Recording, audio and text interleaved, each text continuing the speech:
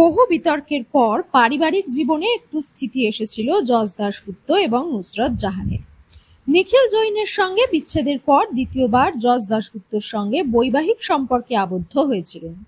যশের সঙ্গে বিয়ের কথা ঘুণাক্ষরেও কেউ টের পায়নি। কিছুদিন আগে নুসরত বলেছিলেন, বিয়ের কথা সকলকে জানাতে হবে নাকি, তারা পরিবার নিয়ে ভালো থাকতে চান, পরিবার প্রথায় বিশ্বাসী।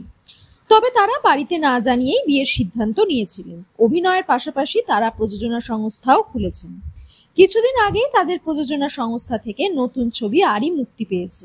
প্রবীণ অভিনেত্রী মৌসুমী চট্টোপাধ্যায়ের সঙ্গে তাদের খোশ মেজাজেই দেখা গেছিল। যশ নুসরত একে অপরের হাত ধরে ছবির প্রচারও করেছিলেন। টলি ইন্ডাস্ট্রির গুঞ্জন তাদের সম্পর্ক আর আগের মতো নেই, সম্পর্কের সমীকরণ মিলছে না। যদিও মৌসুমী চট্টোপাধ্যায়ের কাছ থেকে বৈবাহিক জীবন নিয়ে টিপসও নিয়েছিলেন, তারপরেও কি বিচ্ছেদ আটকানো যাচ্ছে না? যশ ও নুসরতের সোশ্যাল মিডিয়া পোস্ট নিয়েও জল্পনা শুরু হয়েছে। অভিনেতা তার বড় ছেলের সঙ্গে একটি ছবি দেন। সোশ্যাল মিডিয়ার পোস্টে লেখেন, দিনের শেষে তুমি তোমার একমাত্র ভরসা। অন্যদিকে অভিনেত্রীও ঈশানের সঙ্গে একটি ছবি দেন। সামাজিক মাধ্যমে তারা একে অপরকে আনফলোও করেছেন।